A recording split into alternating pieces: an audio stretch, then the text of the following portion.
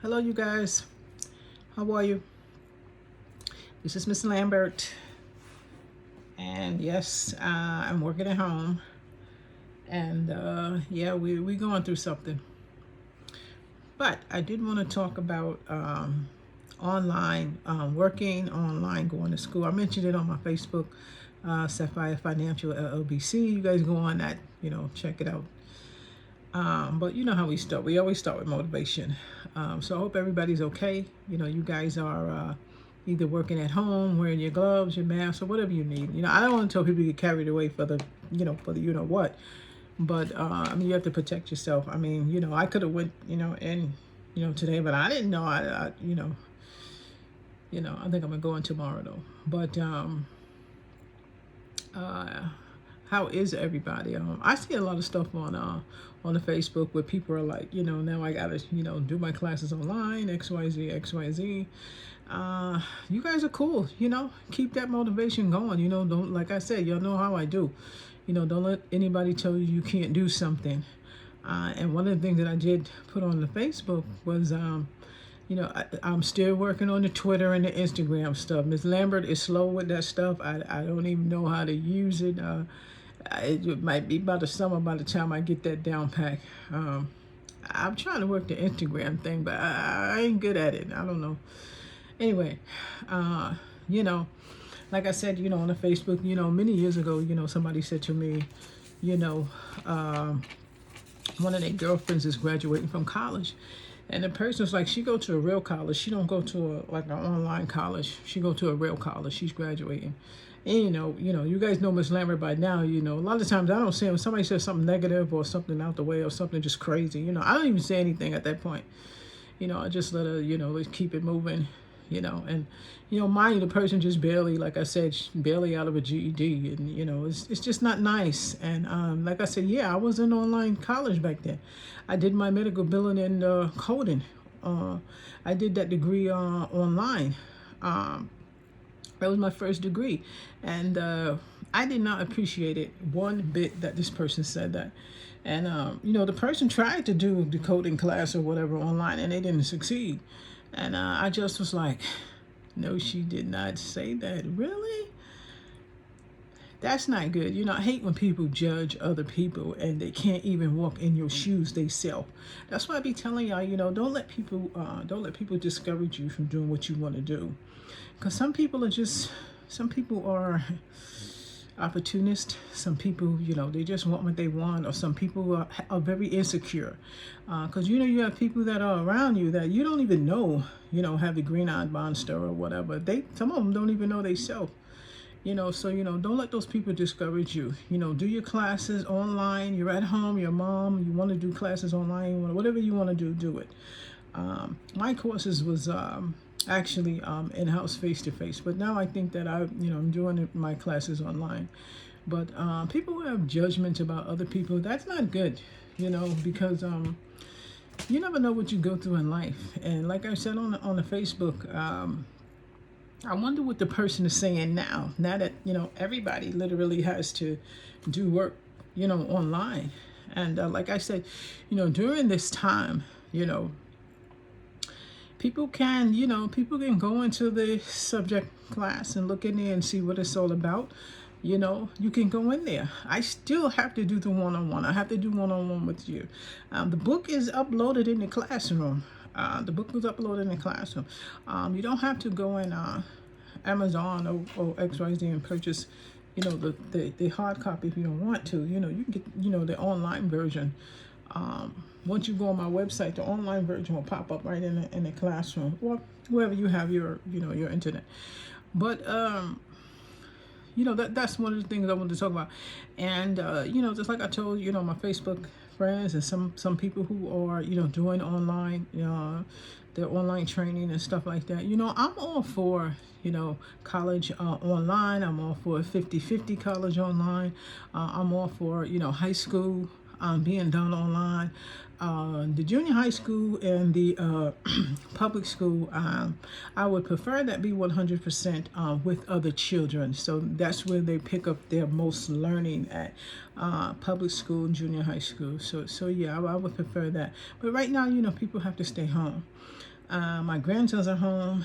And I had a class developed for my grandson when he was about 7 years old. So yes, ironically, I still have that class for my grandson. And those two, now my youngest grandson is 7 or 8, I don't know, I think he's 8 years old. He can use that class, and I just created a class for my big grandson. You guys know my grandson. So I created classes for them to give them something to do while they are getting the computers. In New York, I think they're giving them laptops and free Wi-Fi and all this kind of stuff. And, and it's taking a hit because, my boys, they have used more, not data. What is the other thing? Hotspot and this thing. I'm getting emails. That the usage is 79%. I'm like, well, what are they doing? They're home. So of course I'm taking a hit. I've got 2 of them with iPhones, and I have to buy more GD. I don't know what it is, but at any rate, they have to have something to do. They drive my daughter crazy. But that's the thing. You want to do what you want to do, and keep your school going. And again, when you go to school online, you have to be dedicated. There's no micromanagement online. If that falls under integrity. My students know I love their word, integrity. Do what you say you're going to do. If you sign up for that, you have to do it. If you are having to do it by no choice, you have to do it. There's no micromanaging. Go ahead, walk away, go on outside for 2, 3, 4, 5 hours, and then don't do your work. You're gonna feel it. When you go to school, you're still gonna pay. You're not getting a refund for going outside and playing or going outside and hanging out when you have your work because nobody's watching you. I'm not saying that, when you're in-house college that, you have people babysitting you and different things like that. But it's a lot more traditional, when you're in-house. I mean, when you're doing work at home or anything like that, you have to be responsible. And, doing your work at home and online, you have to be responsible. I mean, you can make an office anywhere. You can, do whatever you need to do. But again, get your work done. We don't know how long, we'll be housed or whatever they want to call it. But, get your online together. Some of you guys got emergency and you need 2 computers. I'd go to Aeron or one of them rent centers or one of them. Get your 2 computers temporarily and take them back, But, you don't put nothing personal on there. You got to take it back. And you need to drive and all that stuff. So don't do that. But they got to have some type of special something going on for people who have to be home and people who have to get computers and different things like that to work at home. So, that's what I wanted to talk about. So, one of my emails that I got has nothing to do with class. She's asking how come I don't let my hair down. My students, you guys know that I never wear hair all the time, but this is, you see this, my hair is natural. And my goddaughter, she has her hair natural, and she says, Aunt Lisa, you said you was going to grow your hair out. Listen, it takes a long time to do that, and I'm trying to stick it in there with the natural stuff. So that's why I don't wear my hair out, sweet pie. But give me about the summertime. I'll put me some long 24-inch in there, 22-inch. I don't know, but be a minute before I let the hair out. It has to grow out a little bit more. Anyway, that's what I wanted to talk about as far as the online classes. Let's talk about discussion board. So you guys, and some of you guys, I don't know what school you go to, but discussion board, and all these things that you guys hear me talk about, that is what they're going to be doing online. And like I said, Department of Education, they don't play. When you do a curriculum at home, you have to have everything in order. Just like in order for these schools to be credentialed and accredited and stuff like that, you have to meet a certain criteria with the accreditation. It depends on who your school is accredited by. They got a whole long list of stuff, and trust me, they come and look at every single curriculum, every single page. How long is the theory? How long is the practice? What are you going to do? Is this enough hours to fill what you're going to do? I'm telling you, you have to have those things done. That's why, online they give you more work. They give you more work because they have to make sure that you retain. And when you do work online, it's more of a competency-based type of program, or in some cases, you do your work, you do your reading, you do your lectures, and you get your quizzes, you get your your finals. The gist of it is you get your final and you pass, but you still have to take these quiz and tests to make sure that you're retaining the information. And they're not going to be 2 or 3. You may have 15 or 20 because you've got to get that in. You're online. So that's kind of what I wanted to talk about. I got a lot of emails about online, and I'm going to school online, and it is what it is. Just keep your dedication. I mean, you have people who start and don't finish, start and don't finish. They just kind of give up. Don't do that. Like I mentioned on Facebook, you have people who have been employed at facilities for many, many years. They're now in leadership. And guess what? They're bosses. They're CEOs. They're founders. Listen, this person needs to have a degree, or, they're getting demoted. You're either getting demoted or you have to get out of here. I can tell you a real life situation where a hospital required an employee to have a bachelor's degree, and they did not get that promotion. They chose to leave the hospital and work for another company.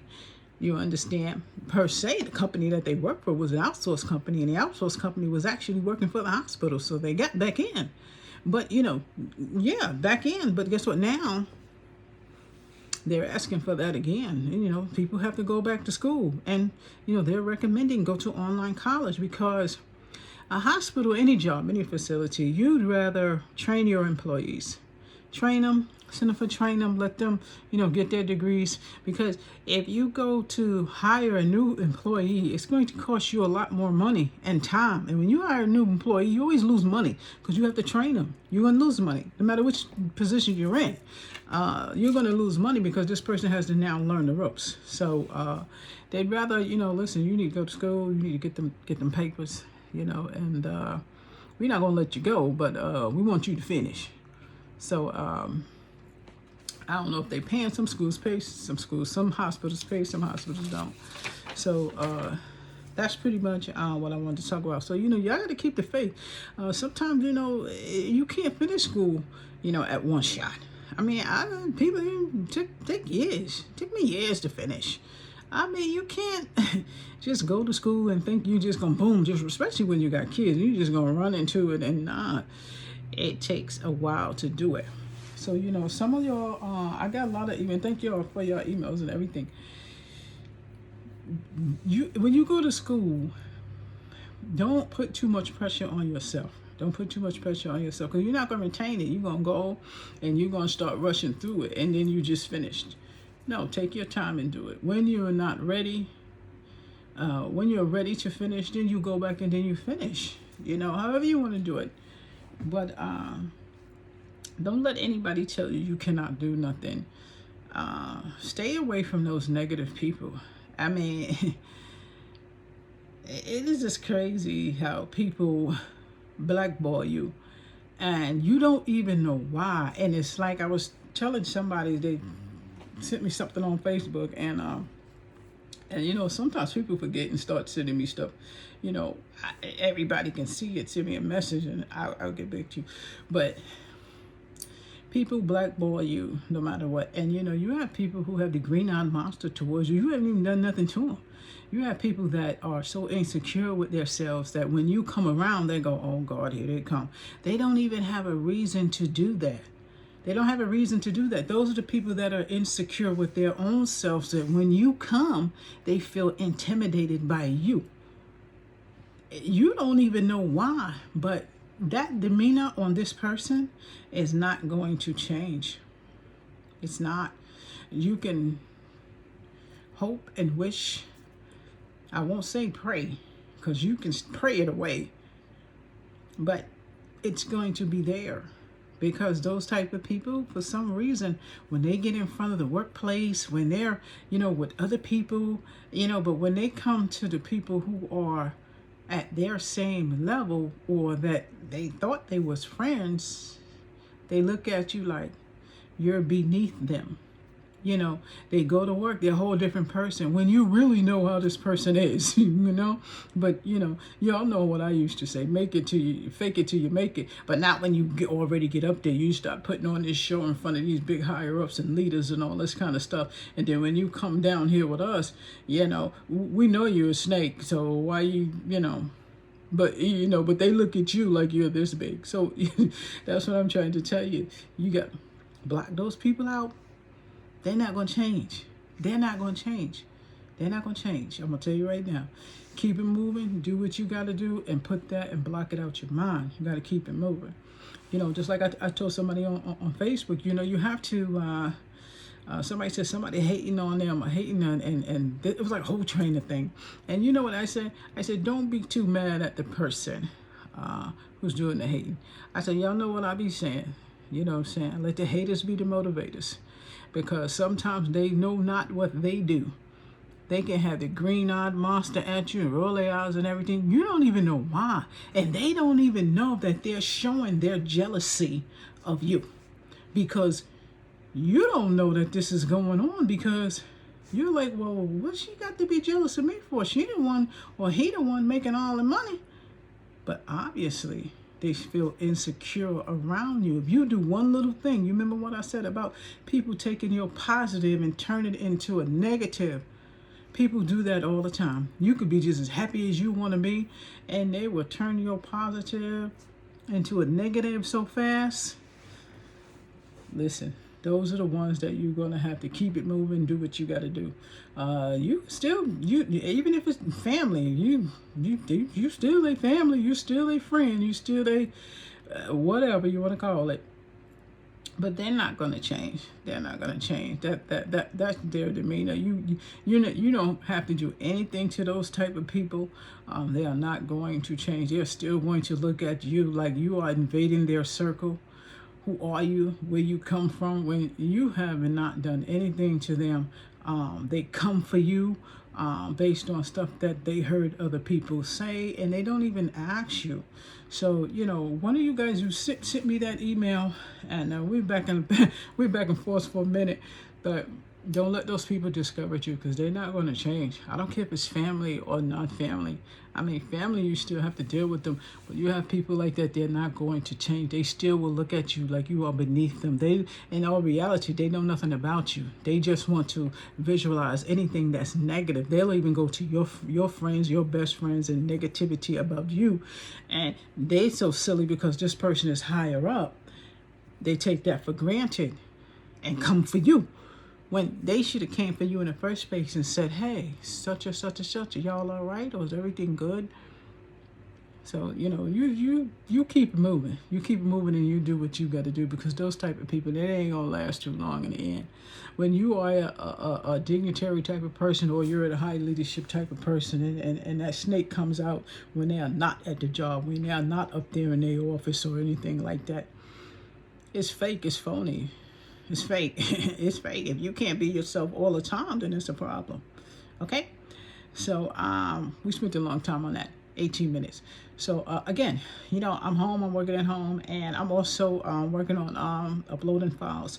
I did want to take a shout over ICD 10CM, which I haven't really went over ICD 10CM, but I can't do like a long version on YouTube, but I try to give you guys a little hint of what's going to be in the classroom. ICD-10-CM will be in the classroom, and we'll talk about when the book was published, who published it. We'll talk about the alphabetic index. This is the disease and injuries. So, diagnostic codes. We'll talk about the tabular list.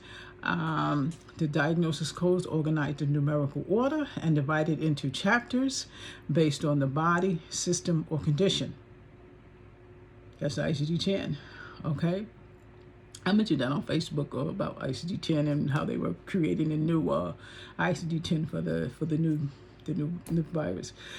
So ICD-10 CM codes establishes the medical necessity, okay, of the services rendered. Okay, this is just a little sneak peek at what what's going on. Okay, this example is from aapc.com. A patient comes in with a bad cough and congestion. The provider performs a chest x-ray. On the claim form, you must put the diagnosis code on the claim form. Okay, the patient coughed and congestion, which supports the services. Now, you don't have to put anything that is not a sign or symptom, because I don't see a diagnosis here. Did you guys hear me say a diagnosis? No, the patient came in for cough and congestion, right? What is the doctor going to do if a patient comes in for cough and congestion? He wants to make sure that this patient does not have tuberculosis or something like that. So he does a chest x-ray. So that's the gist of this. I'm just kind of speeding through it, but that's the kind of stuff that we're going to go over. When somebody has a tuberculosis, versus just a cough, because they're going, they just, in a cough, you just, it's different. You can hear a difference in it. Don't take me, y'all know I am gonna look it up. Don't take me for granted when I be talking out my head stuff. But that's just how I think. So establishing medical necessity is the first step in third-party reimbursement. That's what it's all about. It's all about reimbursement. These codes and CPT codes, ICD-10, it's all about getting the provider reimbursed. Let's see, knowledge of the emergent nature or severity of the patient's complaint or condition, all signs and symptoms, complaints, or background facts describing the reason for the care. The reason for the care, such as required follow-up care. These facts must be sustained by the patient's medical record, which must be available upon payer request. Now, they're saying, a lot of times when a patient comes in, the patient say, oh, I got a headache. We don't even know what's wrong with the patient yet. We know what he's saying in his own words. So right now, the ICD-10 is headache. When a provider looks at him, that's when we'll get a final ICD-10. In case he has, severity of high blood pressure or some other condition or something else, the provider will change it. But right now, it's just, kind of signs and symptoms of a headache. If the provider does not give him a definitive diagnosis, then you guys go ahead and code the signs and symptoms. Okay, I'm just kind of skimming through. ICD-10, well, this is PCS. Maybe I was going to give you a little hint of PCS. That's inpatient coding. ICD-10 PCS includes procedure codes and is typically used by facilities for inpatient services. Okay, and it's just really for tracking purposes. Like this right here, they just want to know how many people got it. You see how fast they know how many people from 24 hours. You see how fast they know? That's why the codes come in. So the tabular list has 21 chapters for classification of diseases and injury, grouped by etiology and anatomical site or anatomical site. Shanika. Okay, I'm sorry. There's stuff coming in while I'm here. Okay, so you guys know, I don't know if any of you used to do ICD now, but it's a lot different. And even though since 2016 they've been doing 10, it's a lot different. There are categories, subcategories, but ICD-10 has about 7 characters. And the first 3 are pretty much the category. The subcategories start after 4 and 5. If you have... If your code does not need 7 characters, you still have to use the X for the placeholder. This is for more advanced students that pretty much know a little bit about the coding. The 7 characters used in some instances follow the tabular instructions. If a 4th or 5th character code requires a 7th character, use the X placeholder to put it in the 6th place. Then put the 7th character in its place. See, when we do, like, matter of fact, there's exercises here. There's exercises here that we can look at. Matter of fact, when you go in, you can look at them when you go in. I'm just going to post them in the classroom. When you guys go in, just look at the discussion board and just say, Miss Lambert, I'm in the discussion board. What do we have? I'm just kind of running through combination codes. This is when a single code is used to classify 2 diagnoses. A diagnosis with an associate secondary process. An associate secondary process, what's that word? Manifestation. Manifestation. Or a diagnosis with an associated complication. Right? Some of this will be on your test. Don't quote me on it. It could be or it could not be. The eponyms. Write down what is an eponym. What is an eponym? This term indicates the code describes a disease or syndrome named after what? Person. Like Lou Gehrig's disease and stuff like that. That's on the test. The eponyms, synonyms, I can't even say synonym, modifiers, non-essential modifiers. What do we have? Put all your notes in the ICD 10CM book. Oh, this is what I wanted to tell you too. This is a tip for you guys to do. In your ICD 10CM book, there are a lot of pages in there. I mean, more than I even thought was in there. There are over 20 pages in there that are blank with lines. Okay, put all your notes on ICD 10 book. Do not put notes in other books, even if the notes you need can assist you with that book. And the reason why I'm saying that is because the ICD 10 book, put all your notes in there. And I'm saying that so you don't have to go from one book to the next book to look for a note. So put them all in one place.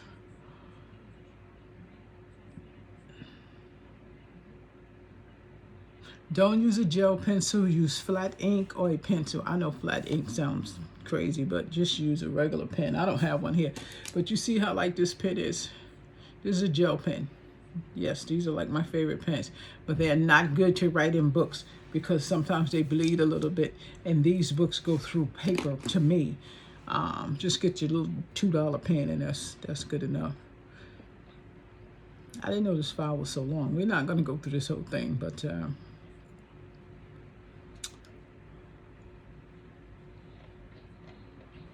I'm just going to take a look through it to see what else is in here. What is the exact definition? I'll put that in here. I also put the AAPC Code of Conduct in here. You guys make sure you read that. Okay, make sure you read that. Okay, the AAPC Code of Conduct. Okay, and there's something new there in the ICD-10 book. That word sequela. You guys remember that word sequela? Is the residual effect that remains after the acute phase of an illness or injury has terminated. Right? Remember that? You guys know I used to show you that in school. And those of you who are new, I'm pretty sure you heard that word sequela before. Remember, sequela is used in injuries after effects of trauma or illness and disease. It depends. You can have a disease and have a residual effect after it. The residual effect is, let's say you had a primary accident, a car accident, you broke your leg. The sequela is the after effect. What if you had, you started developing a bone bruise on your leg? Let's use your feet. What if you had an accident on your feet and you start developing like a malunion on your feet? That's a sequela. The residual is the accident. You see what I'm saying? The residual is the broken foot. What if you had the broken foot? The residual is the accident. The sequela is the malunion. So, the ICD-10 coding in that is a little bit tricky on that sequela. But if you have a question that says, what is sequela? You know what I'm saying? So, it's the after effect of trauma. It's not necessarily trauma. I'm just saying trauma. Okay. I put this in here too. When you are coding for sequela, watch the spelling. It may be on your exam. They may say, well, how do you spell sequela? I'm telling you the spelling on it. That's why I always give you some spelling. The code for the acute phase of an illness or injury that leads to the sequela is never used with the code for the cause of the sequela. I know you didn't get that because I got to read it 3 times myself. No. Okay, so that's the stuff that we're going to go over in class. All right, so you got to watch that sequela. What is the acute phase? The acute phase is after the injury, right? That's after the injury. Okay, we can do that in the classroom, okay?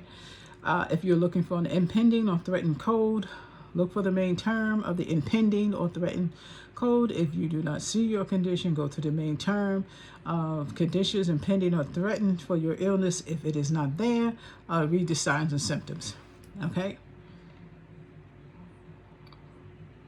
This one too, this one might be on there. The word is laterality. You might say laterality, you know, it's really like laterality, right, left, both. Okay. ICD 10 permits laterality reporting left, right, or bilateral. If there is a bilateral site, the final character of the code will indicate that it is lateral. Remember, I got it in here. I didn't pull that out to go. There'll be like H, J, S. That's the 7th character. Okay. Just kind of running through this. This is in the DB, so you guys can see that. Oh, here it is. Well, here's some examples of what the 7th character could be. Now, this is for the M section. This is for the M84.3 section. Let me see what section it is. Hold on. Let me get my book real quick. I just want you guys to see what section it is. So this is how when you're looking for, I'm looking for M84. I'm thinking that it could be a pain. It looked like a pain code. Wait a minute, let me see. So I'm getting ready to look for this code, right? So what I want to do is I got my ICD 10. And this is where I'm going. I'm not going in the index. I'm keeping on moving because I'm looking for M84.3, right? I wish y'all can see this, but you can't really see it.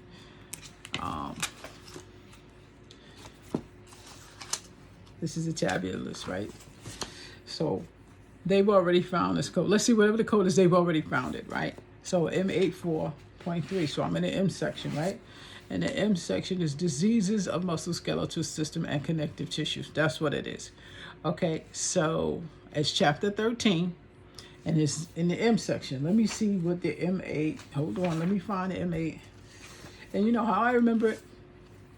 Even though it wasn't exactly pain, but it got something to do with this. This section here is pink. What did I say it was? M84.3. I'm gonna tell you what that is right now. You see how slow I'm going? This book doesn't have tabs on it, so I can't just shoot through it. If it had tabs on it, boom, I'd have been right there where the M is. Because how you gonna do your tabs? You're gonna put M on that tab. And then when you get a code like that, if it's on your test and it says, what code is M84.3? That M, flip right through it. Do you see how long I'm taking to get this? Even though I'm not trying to rush, but I'm 32 minutes in. Okay, I gotta shut this down. M84.4, I just want to tell y'all what it is.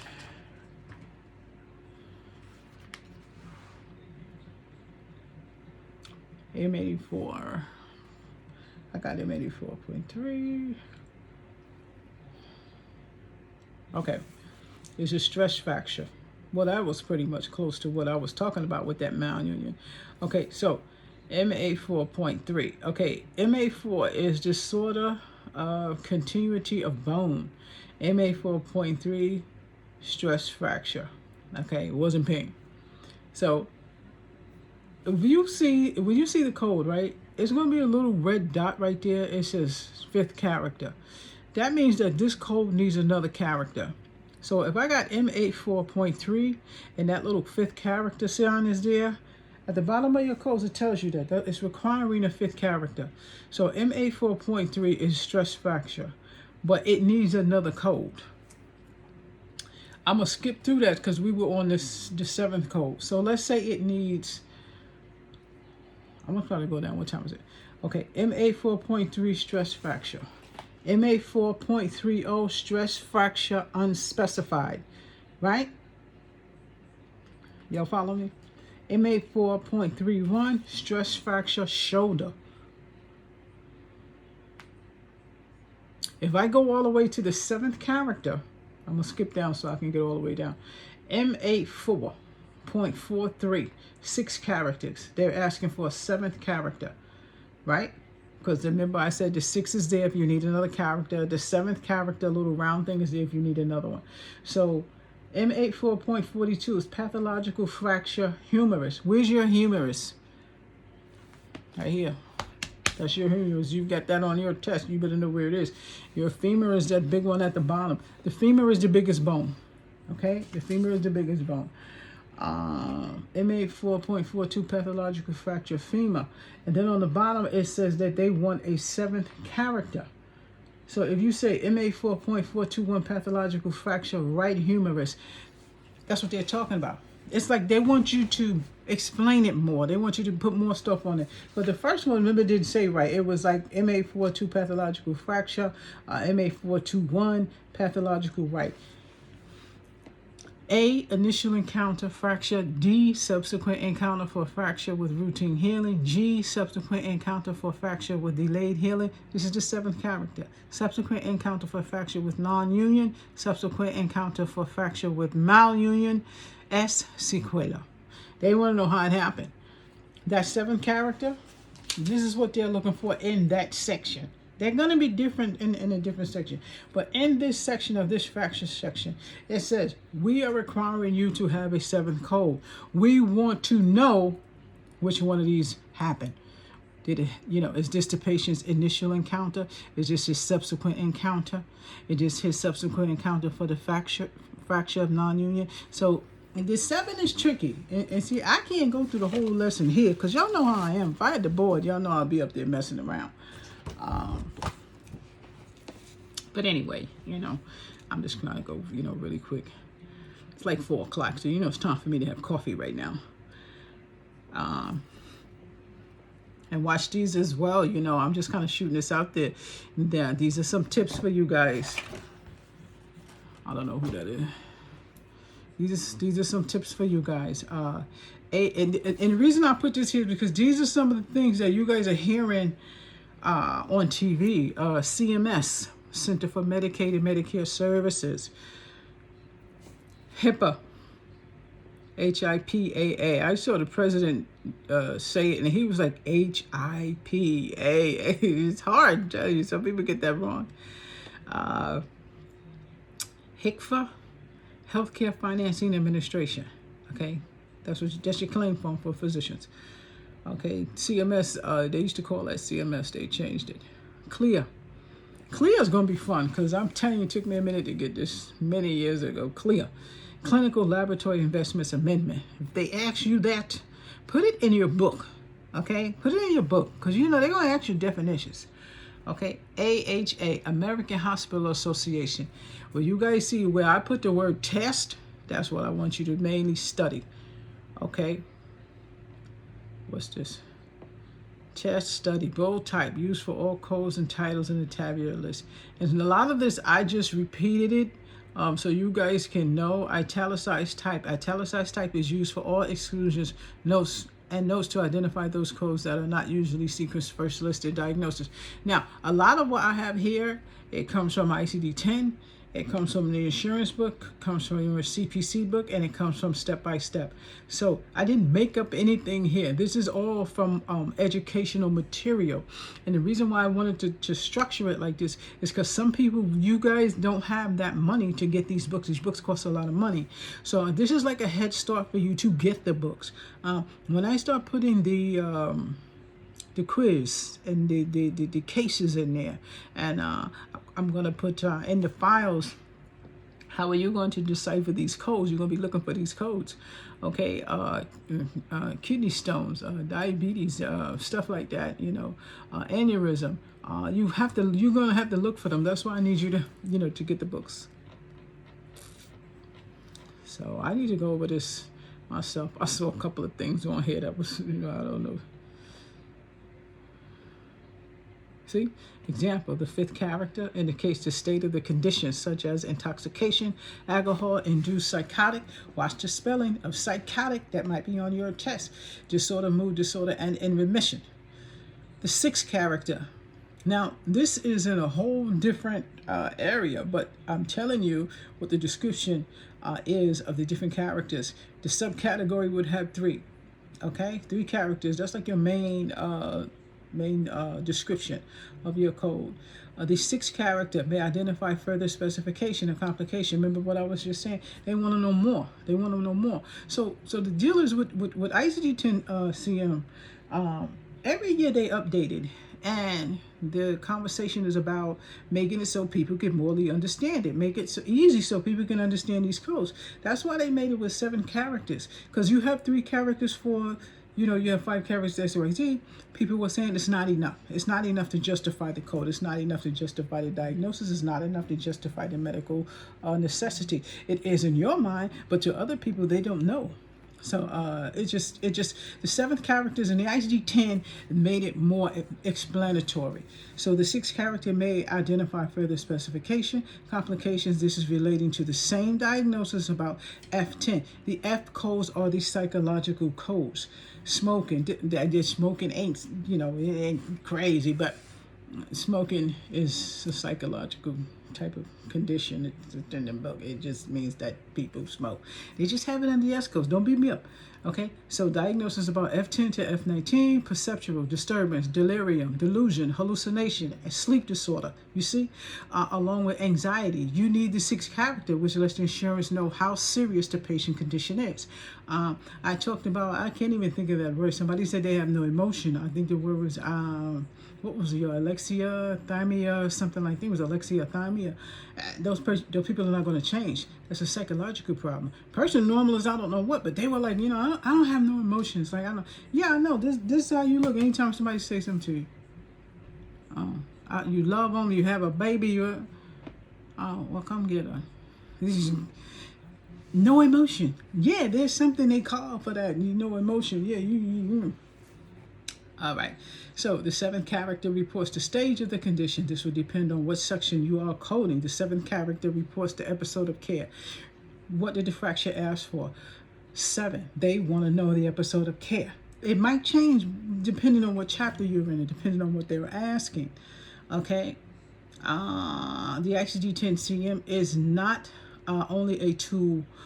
It literally teaches you how to code. Use ICD-10-CM code books. The code book explains how to look up a code, how to check a code, the medical terminology and the coding skills you must have in order to locate the term. The ICD-10 and the CPT, you guys got to understand, like you guys are learning at home. These books teach you how to code. Yeah, you need a little bit of guidance to make sure that you understand what's inside the book. But again, you have to you're literally teaching yourself. Because if somebody, we all as educators, we're not making this stuff up. We have to get this stuff from literature to give to you. There are stuff that we do implement that we think of out of our own preserved minds. But what we teach has to be real. It has to be legit. You know what I'm saying? So that's what I'm trying to tell you. The ICD-10 book, in the first guidelines page, it shows you how to code. We go through that step by step in the classroom. I show you step by step what to look for, how to look for it. The first character, second character, subcategory, subsection. Let me see something real quick. I told y'all this already 42 minutes in. I know y'all hate when I do these long videos, but I gotta finish this. Already, did we do acute and chronic? Acute and chronic. When an acute and chronic condition is documented, then there is a separate code for each code both. Make sure the acute code is first. Acute and chronic. Some of my past students, y'all know that. We went through that many times. The acute and chronic. I'm looking for the setup of the ICD-10. Oh no, yeah, excludes 1 and excludes 2, most confusing. We have to go over that step by step. Exclusion 1, exclusion 2, excludes note, You guys remember that? We have to go over that step right now. That's in the discussion board. I'm saying discussion board, but it's in the files. The discussion board is where we talk. The class will be open from 4 to 6. I will be in the discussion board at those times. So again, category, 3 characters. Subcategory, the 4th character. The final character can be a number or a letter. If you have the 6th character and you don't have a 5th character, you must use the X as a placement holder. Okay, subclassifications, the 5th or 6th characters. This represents the most accurately level of specification. Remember, we code to the highest specification, the highest abilities. Okay. The 7th character is used in some. I keep doing the 7th character over and over and over because that's going to be on your test. 7th character is used in some instances. Follow the tabular instructions. Okay. If a 4th or 5th character code requires a 7th character, use the X. Okay. Use the X. It may have a multiple choice question for that. Use the X. That's kind of like the layout of the ICD-10 chapters. You first go in there, that's what you're going to see. All right, so I'm already 45 minutes in. That's just a little touch on ICD-10. I'm going to go over this. I saw a couple of errors in there that I need to fix in there. But generally, that's the ICD-10 lesson plan. That's just one of them. Okay, in this classroom, there's many. Trust me, anything you put online to teach, it has to be broken down. I mean, you're talking about you have to have course outline, you have to have course description, you have to have a schedule. You understand? You have to have every single hour has to be accounted for. So this course is 100 hours. It's 45 minutes in. This course is 100 hours. I can't go through the course outline right now, but I'll probably do that next time. I'm going to work tomorrow. I'm going Friday. I'll be home Saturday. Everything is postponed. AHEMA just postponed it something. Everybody's postponing stuff. I told you guys they postponed my Disney trip. Nobody's going. AAPC has canceled that. I'm pretty sure. I mean, I already had canceled. I told y'all that before, but they did cancel it. And that's education time where the coders get together and meet each other and we do different things, which I was happy to go. I couldn't wait to go. But again, I'm going to let y'all go. And y'all start this video, even though I'm saying this at the end. I hope you go ahead and finish the video. So while I'm home today, I'm going to try and finish what I'm doing right here. But those of you who are home, do not let anybody discourage you. When you have children, you have to take your time. You have to take your time. It's difficult because, I used to pray every day. Wait till my kids get 18 years old. I only have 2. But, after your kids get grown and stuff, then you can kind of relax. Until then, you gotta work around your kids. You gotta work around your kids. My son see me stay home for one day. Mom, why you ain't at work? Mom, what happened? What? Pooh, can I stay home for one day? No, Mom, why you home? I said, why you worried why I'm home, or you worried about you getting sneakers next week? So we gotta do what you gotta do. Don't kill yourself. Just take your time and do what you have to do. I'll see you guys next time. I gotta continue watching. I'm like a CNN junkie, so I have to watch CNN and see what's going on. You guys tune into my Facebook. I'm working on the Instagram thing. I try to upload videos, but I can't. I don't know how to do it. I'm gonna try to do it though. I'm gonna try to work on it this weekend, and see how it's gonna function. Okay, so that's ICD-10. That's just a small introduction of ICD-10. There are many files like this. So I probably got about 20 of these in the files for you guys to see. Again, don't forget, send me an email. You want to go in that class, you want to see what this thing is about. There's no charge for none of that. Yes, I do charge for my class, but I don't feel the need to do that now. People are home. Go into class. You're going to get locked out after 30 days anyway. Go into class. I give you a pass. Get into class. You're supposed to purchase the book before you can get into class. But I started thinking about those deliveries and stuff in the boxes. Even though they say, you can't get it. It has to be dry. Just go on the website. Act like you just purchased a regular book. and I'll give it to you online. That way you're not touching anything and you're not getting anything in the mail. I'm going to send it to you in e-format. Okay? See, it's 48. I cannot believe. See how I get carried? All educators get carried away. So I just want y'all to know. We all get carried away. Once we start, sometimes I go over when right, y'all, when we was in North Carolina, I still be talking, be 3:30. My students be like, Miss Lambert, time to go. Oh, all right, y'all. See y'all later. But I used to teach after school too. So I see you guys next time.